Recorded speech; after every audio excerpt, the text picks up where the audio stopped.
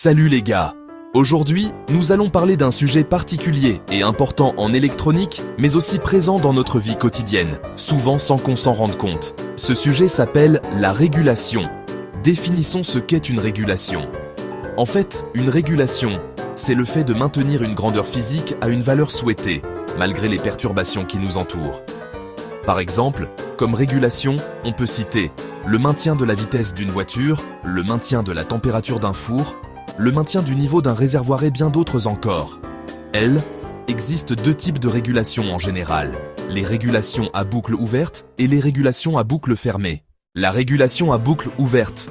On parle de régulation à boucle ouverte lorsqu'on applique une action sans vérifier le résultat.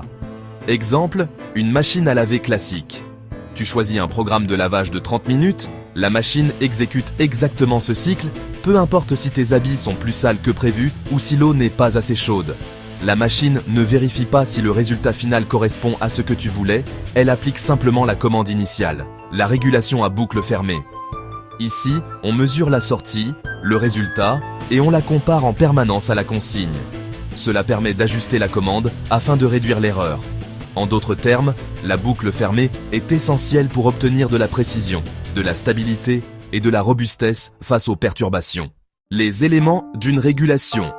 Une régulation, notamment en boucle fermée, est généralement constituée de la consigne, c'est la valeur que l'utilisateur souhaite obtenir du système ou du processus. Le régulateur, il permet de calculer l'erreur de mesure et de la corriger. Le préactionneur et l'actionneur, le préactionneur a pour rôle d'adapter la commande, tandis que l'actionneur applique l'action nécessaire pour atteindre la valeur souhaitée. Le processus ou système, il reçoit les perturbations extérieures mais tente de fournir la valeur désirée. Dans le cas de la boucle fermée, nous cuvons tous les éléments cités ci-dessus qu'avec en plus un capteur qui a pour rôle de mesurer la grandeur réglée et renvoie la valeur au régulateur. Et lui, il l'ajuste en fonction des variations et par rapport à la valeur de la consigne. Exemple concret d'une boucle fermée. Imaginons que vous conduisez une voiture sur l'autoroute à 90. Vous voyez un panneau qui indique que la vitesse autorisée est de 150. La nouvelle consigne est donc de rouler à 150. À travers l'accélérateur, vous essayez d'augmenter votre vitesse. Le régulateur entre alors en jeu. Il reçoit la valeur mesurée par le capteur, 90. Et, en permanence, compare cette valeur à la consigne, 150. Le régulateur calcule l'erreur, la différence entre la vitesse actuelle et la vitesse désirée. Puis, envoie la correction au préactionneur, par exemple, le régulateur de vitesse de la voiture. Le signal est ensuite transmis à l'actionneur, qui est ici le moteur. Vous voyez sur le tableau de bord que la vitesse augmente progressivement jusqu'à atteindre les 150.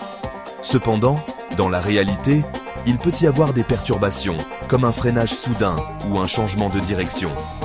C'est pour cela que les systèmes de régulation ne peuvent jamais être parfaits, mais seulement s'approcher du résultat idéal. Conclusion. Si vous avez aimé cette vidéo, n'oubliez pas de mettre un petit like et de vous abonner pour soutenir la chaîne et découvrir plus de contenu. Merci pour votre attention.